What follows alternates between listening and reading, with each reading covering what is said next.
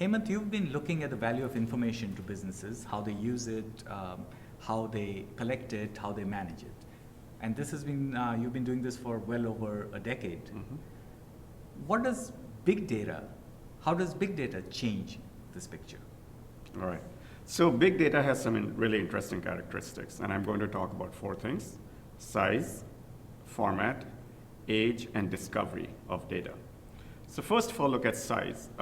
Big data is obviously big, lots of data.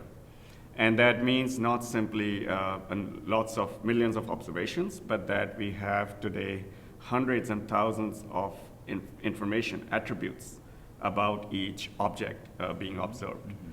And that creates really interesting challenges in statistical inference, because with all of these number of attributes, you can easily infer things that do not quite hold up in the real world or are not necessarily interesting and novel.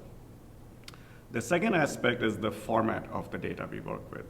We've gone from a world where we primarily work with structured numeric data to non-structured, non-numeric, textual, or multimedia data.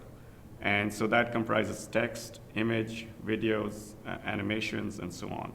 So for example, a police department may discover increase in crime activity by monitoring images from a number of street cameras. Or a healthcare system might discover trends in new diseases by monitoring search terms on Google. So these are brand new opportunities for employing data in making new discoveries relevant to the operation of a business. The third is the fact that the age of the data that we're operating on can be extremely young. So in the past, firms took many months or years to run a full decision analysis project, from collecting data to cleaning it up, loading it in databases, building models, running inference, learning new insights, and then finally taking actions based on these insights. So by the time you take these actions, the data that you discovered the insights from are quite stale.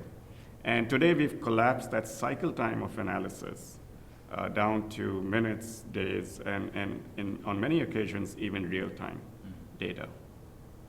And fourth is the aspect of discovering the data that you're going to work with. So today we made a lot of progress in not just collecting data and putting them up for access online on a cloud, but in even putting up descriptions of the data, the meta information, in formats that machines can automatically find and understand what the data are about. So that an analyst or a data analytics system can actually go out and discover data in real time. So what we really have is a virtual supply chain of data coming in from many, many different sources and being put together just in time on demand.